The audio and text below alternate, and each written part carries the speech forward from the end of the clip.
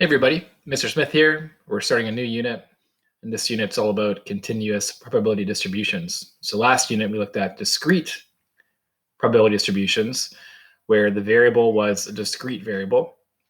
And then in this unit, we're going to look at what happens when that variable is continuous. So let's get started. Recall the difference between discrete data and continuous data.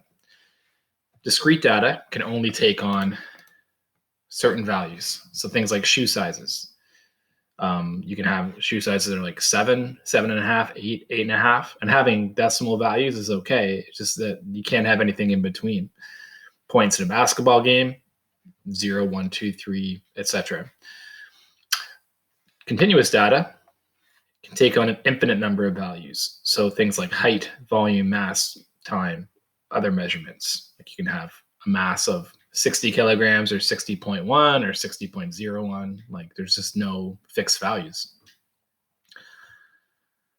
So let's look at a motivation problem using a continuous variable. So I'm saying in this question, I'm not sure if these are the actual masses, but a random Timbit from Tim Hortons, let's say it has a mass that ranges evenly between 10 and 15 grams, meaning your no mass of Timbit is more likely to occur than another.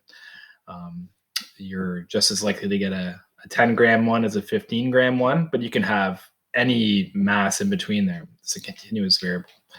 What's the probability that a Timbit we get between 10 and 11 grams on the small side? If you want to draw this out, you can to visualize the problem, but our Timbits can fall in between this range of 10 to 15. A range of 10 to 11 is a fifth of that. So maybe you already figured that out, and the answer is 1/5 or 20%. But if you wanted to, I'm just going to say P of A for, I'm going to say that's event A, just to save myself some writing. But mathematically, the range between 11 and 10, the range of values, it's a span of 1. And the entire range, 15 minus 10, is 5. And so you get 1/5, which is 20%. You're 20% likely to get a Timbit between 10 and 11. So we can do the same thing with, I'll call this guy B. That is an awful B. Probability of getting between 10.9 and 11 grams. So same question, just a smaller range. So it's a smaller range, 11 minus 10.9. And on the bottom, 15 minus 10. You get 0.1/5, and we get 2%.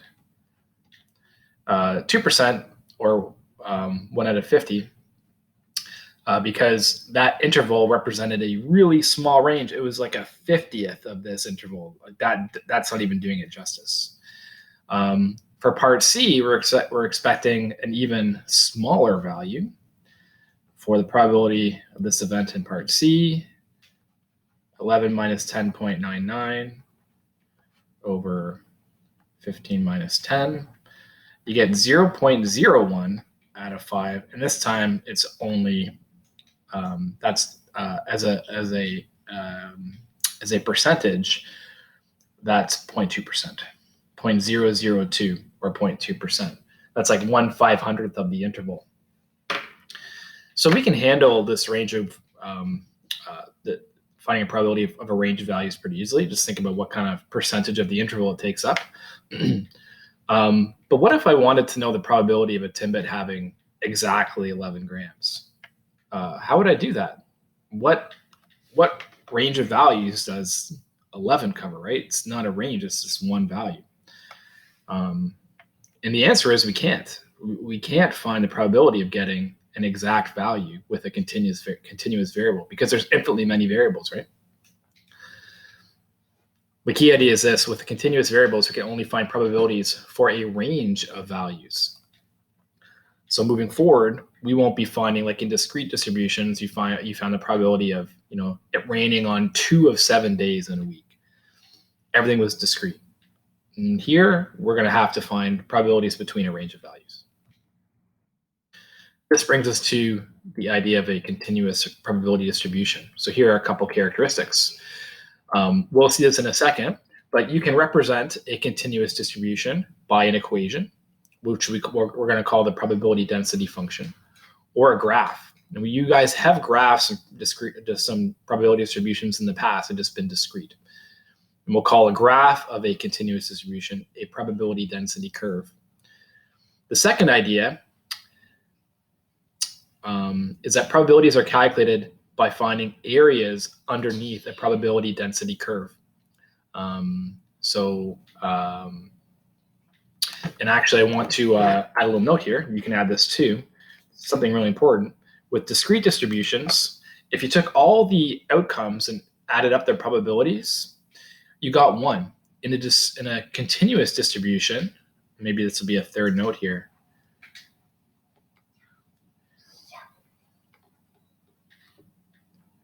The area under this curve, under this probability density curve, must be 1. So that's the analogy between discrete continuous and discrete. All probabilities added to 1 for all the outcomes. With a continuous distribution, the area under the curve must be 1. So let's look at a couple probability density curves. So check out this first one. So switch to a darker colored pen. So this first one is much like the Timbit problem. In this one, we're saying all values between 35 and 75 of this variable x are equally likely. And the equation that represents this curve is a pretty simple one. It's just the equation is p at x equals 0.025. It's like a horizontal line at a y value of 0.025. And I've asked you guys to see if these represent valid probability distribution density curves. And they will if the area underneath those curves is equal to 1. So let's check it out. What's the area underneath this first curve? Well, this first curve is a rectangle. So the area, pretty easy to find, just length, width, or base times height, however you want to think about that. And I bet most of you could just do the mental math, but yeah, to get the length, you would do the difference between the highest and lowest value, which will turn out to be 40 times 0.025. 40 times 0.025. And that does give us 1. This is a probability density curve. If I could go back to the Timbit example, if I was interested in finding the probability that this random variable was between 35 and 40, let's say, what I would do is I would just find the area of that rectangle. And we'll do that in a moment with another example. Continuous distributions don't have to be flat. They can come in all shapes and sizes. Here's one that's in the form of a triangle. So we can see here that the most likely values of the random variable are around 30 to 40. Let's find the area of this guy. So this is a triangle. So we're going to do base times height divided by 2. The base we can get by doing 70 minus 20. The height is 0.04 divided by 2. That's 50 times 0.04 over 2. So 25 is 50 over 2. 0.04 is like 1 over 25. You can verify this on your own, but it does give you 1. As to what the function would be for this one, well, it would be defined as like whatever equation of line this part is until this maximum, and then whatever equation of the line is from that peak down to 70. We're not so much concerned about the equation right now. What I'd like you guys to be able to do is, understand that the area underneath a probability distribution curve is 1. Let's put this into practice and let's do an example. So the example we'll do is as a uniform distribution. So the Timbit example and this last one were uniform distributions because each mass in the Timbit example between 10 and 15 was equal to a curve. So just like with discrete distributions, all outcomes have an equal chance. So like rolling a single dice, all the probabilities are 1 to 6. And if you did a discrete graph, all the bars would be a fixed height, right? So it's the same with a uniform distribution. You'll get a graph that's just a horizontal line, a rectangle. let's do an example. So here, let's say that the time to drive between Toronto and North Bay, this might not be true, but let's, we got to start somewhere. So let's say it ranges evenly between 195 and 240 minutes. Let's sketch the curve and then find some probabilities. Find the probability that our drive will take more than 230 minutes or between 200 and 205 minutes. All right, so the keyword here is range evenly. You guys know that the probability density curve is going to look like this. It's going to be uniform. It'll be a straight line. And it's going to range, that line will go from 195 up into 240. Now, what we don't know yet is we don't know what the height of this probability density curve is. However, we can find it. Because we know that the area underneath that curve, if it is a probability distribution, has to be 1. The area is 1. On the bottom, I'm just going to put a little star here because we need to do this first. Look at the length. 240 minus 195 is 45. And to solve for the width, we just divide by 45. So the width or the height of this distribution curve is 1 over 45. And we're now ready to go. So now we can solve part A. So for part A, and I'm going to shade this region on my graph, I'm interested in the probability that a trip is more than 230 minutes. So that would be represented by this region in our graph. It's just a rectangle. To find the probability of having more than 230 minutes, we just find this area. So we're doing length times width. So 240 minus 230, I'll show that as a subtraction. The height of that rectangle is 1 over 45. And what you get is you get 10 over 45. Now, this answer should make sense because the range between 195 and 240 is 45 minutes. Taking more than 230 minutes, that's a possible range of 10 minutes of this 45. So 10 over 45 makes a lot of sense, but we're connecting it to the area of that rectangle. I suppose you could write that as dividing by 5, 2 over 9, or 22.2%. All those answers would be fine. How about for B? Maybe you want to try B on your own. Maybe you want to follow along with me. I bet many of you guys probably know the answer right away. But for B, we're looking for some range like this, between 200 and 205. So the probability that our value is between, and I should have an X here, is between 200 and 205. I just find the area of this rectangle. So in part B, this guy is for part B. This region was for part A. I just do 205 minus 200 all over, or times my 1 over 45. And that's just 5 over 45, or 1 over 9, or that's 11.1% approximately.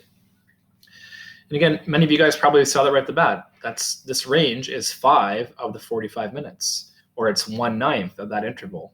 But we're connecting it to the area under the curve. That's kind of the point we want to make now.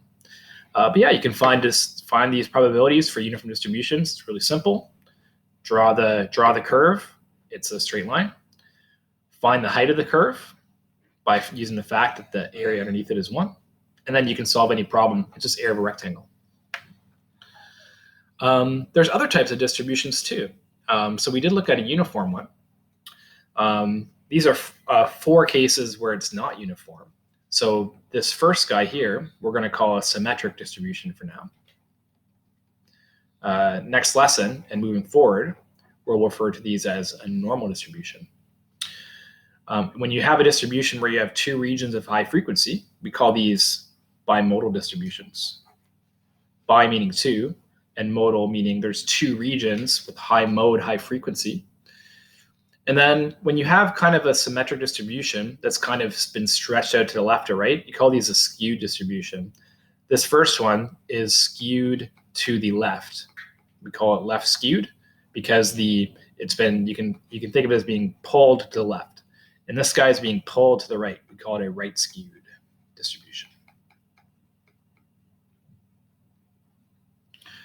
And the same thing would be true for these. The area underneath these curves would be 1. You might not actually learn the equations for these curves until you do maybe some courses later on in university. I didn't see the equation for a normal distribution until I maybe was in my taking like a second or third year stats course. All right, let's put this to practice. What do you think the distribution would look like for the following? So I want you to keep in mind that A and B aren't necessarily continuous variables, but I just wanted to give a little exercise on seeing if you can think what type of distribution these would match up with.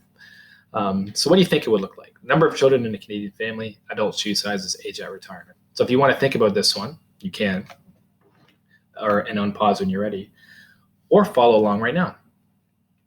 So if you said right skewed for the first one, you'd be right, because what you get with number of children in a family, some families have none, some families have 1, 2, 3. I think most have around like 1 or 2 or 3.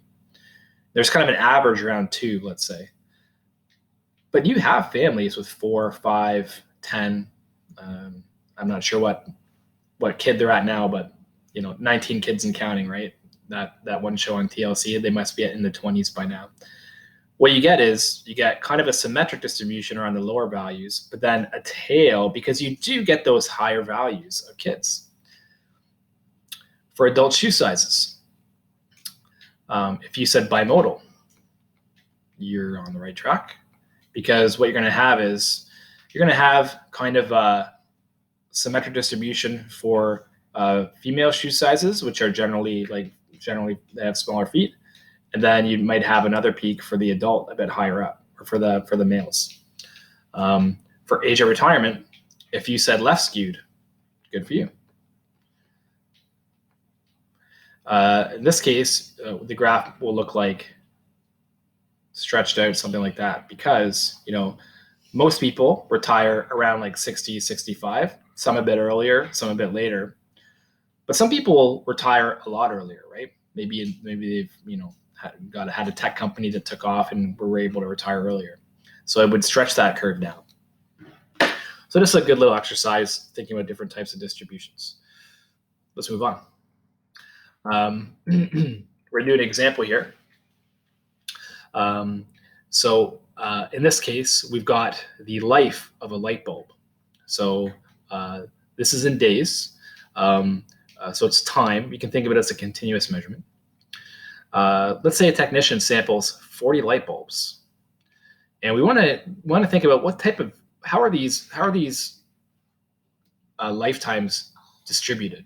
Are they distributed uniformly between a certain range? Is there kind of an average day and you have some below, some above? Is it bimodal? Well, we're going to investigate that. So what I've asked you guys to do, first of all, can you just look at the data? Look at the raw data, all those values, and there's 20, 40 light bulbs. Look at those numbers. Can you see if it's uniform? Can you see what type of distribution it is? Can you reasonably estimate the mean lifetime of bulbs? Can you do that just by looking at the table? If you can you let me know how you did that? Because I can't. I can't see how these are distributed without a visual. I also can't really see an average that's a lot of numbers to look at.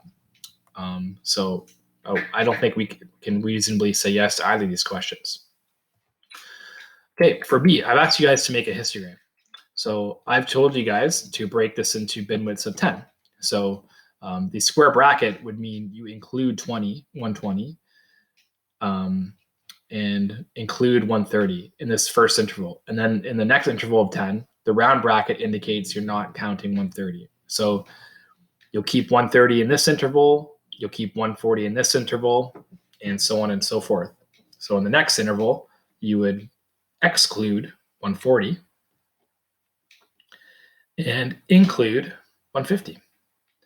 So take a moment. It may take you a few minutes. There's 40 of the values there for you guys to go through. You'll have 7 intervals. I have a little tally where you can just, like, if you're counting, you can kind of tick things off as you go. But then just record the number. I'm not sure how many there are, but you would record the number there and make a histogram, a little bar graph where the bars touch. And hopefully after you make a histogram, you'll be able to see what type of distribution this is. I've also asked you to create a frequency polygon. So once your histogram's done, make a dot in the midpoint of each bar at the very top. So for what I mean by that is, let's say you're first for 120 to 130. Let's say you're here. And let's say your next bar is here. And your next bar is here. You make a dot at each one. And you can make a dot on either side. And you just connect with a line. And it gives you an idea of what the shape of the graph is. So pause the video, give that a try. When you're ready, I've got the solution done right here. So I've made my my diagram. There's actually none between 120 and 130. And I had a little oopsie, miscounting, but there was 14 between 140 and 150, including 150. And then you had the none in the 180 to 190 range. And I just double checked my frequencies. They did add to 40. So I reasonably assumed I was on the right track. This is the lifespan in days of a light bulb. This is a frequency on the vertical axis. I let each tick be 2 units. And so this is what mine looked like. My histogram, my bars touching. And then I made a dot at the midpoint of each bar and I connected it. And now I can see, yeah, this is definitely not uniform. I would say it's more symmetric, maybe even tending to say right skewed, but I would say symmetric, which kind of makes sense for something like a light bulb life. It makes sense there's some kind of average lifespan of a light bulb, and then sometimes you get a bit less, sometimes a bit more, but having things that stray very far from that aren't very likely. And that's what kind of the graph tells us. So we've kind of summarized that. So if we revisit part A, the answer to the first question, it definitely does not seem uniform. I would say more like symmetric. That's what I would say. Or a normal distribution. Can you reasonably estimate the mean lifetime of bulbs? I'd say we could estimate it. I'd say it's maybe in the mid 140s based on our graph there, without even actually doing, I know we can do the mean, but based on the graph, looks like the average lifespan, maybe about 145 days, maybe it's at 150. It's okay. What I wanted to mention too is that frequency polygon is the area underneath that curve. If you were to find its area, is not 1. You can't do probabilities using a frequency polygon. You need the actual distribution to determine probabilities. However, that frequency polygon definitely gives us a good idea of what the probability density curve looks like, and that's what we want to get at here. So how do you think the shape of the distribution would compare to the shape of the polygon? They're going to match up pretty well. And the more data you pick, probably the better they're going to match up. So the key idea is that the shape of the frequency polygon, when you do a histogram, make those points, the midpoints, and connect them, will closely match the shape of the probability density function. So that was what our frequency polygon looked like. Now, if I were to sketch this as a continuous distribution, having x, my lifespan on the horizontal axis, and p at x. So it wouldn't be uniform. It would be more like something like this. Right? Similar shape, right? But it's not straight lines connected. And we would get a better idea of what that looked like by sampling more and more light bulbs. But once we have the distribution, now we can start talking about ways, well, how can I find areas under a curve like this? Areas underneath the uniform curve were easy because it was just rectangles, but this is a shape we have not worked with before. And that's a topic for our next few lessons. So after this lesson, what you guys need to know is what is a continuous probability distribution, how to recognize if a graph does represent a distribution, the area underneath it is one. Need you guys to be able to work with uniform distributions. So a question like the driving time question. Can you draw a uniform distribution? Can you find its height? Can you do simple problems where you find a range, probably for a range of values using area of a rectangle? Can you do that stuff? Know those, well, I guess we have 5 types. Just know the 5 types and be able to recognize them. And our next day, we will look at, in more detail, these normal symmetric distributions and how to find areas and probabilities. So I'm really excited. It's going to be a lot of fun. So next steps, I've actually got a PDF of practice for this topic, not from your textbook, those of you guys that have one. That's posted on Brightspace. Give it a go. Please let me know if you need any help or if you need any support. Hope you guys are staying well. We'll see you soon.